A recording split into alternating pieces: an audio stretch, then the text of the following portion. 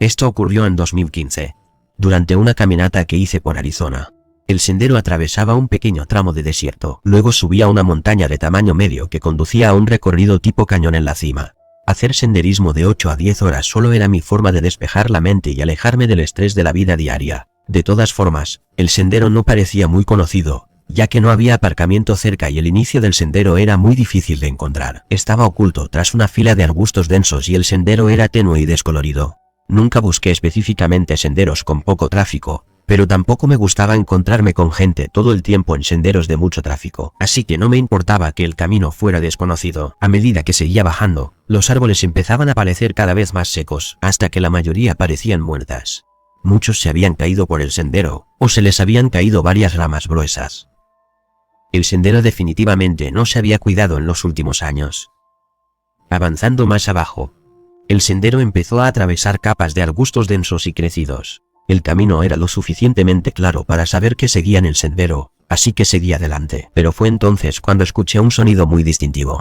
Un silbido. Vengo de la montaña alta. Era débil, pero podía oír el silbido que sostenía unas notas antes de detenerse. Lo admito. Era inquietante y me hacía sentir bastante incómodo, pero pensé que alguien más estaba en el sendero. En ese momento, eso era lo único que tenía sentido. Otros 20. Pasan los minutos, y otra vez yo. Escuchar el mismo silbido melódico, pero esta vez mucho más cerca y fuerte. Esta vez me dio un poco más de miedo, pero no iba a dejar el sendero solo por un tipo silbando cerca. Subí unos cuartos de milla más, manteniendo la navaja en la mano, por si acaso.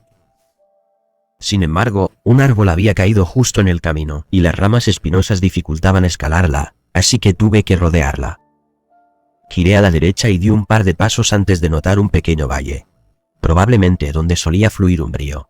Sin embargo, justo en el centro había una pequeña madriguera hecha de palos grandes. Por la complejidad de la situación, sabía que tenía que ser obra humana.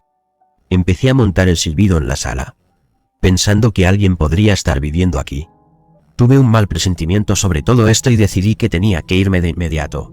Pero justo cuando me giré para salir del valle, ese mismo silbato vino justo detrás de mí. Sentí que mi corazón se paraba por el miedo, mientras me giraba rápidamente hacia la sala. Para mi sorpresa, había una cabra justo detrás del valle, justo donde oí el silbido.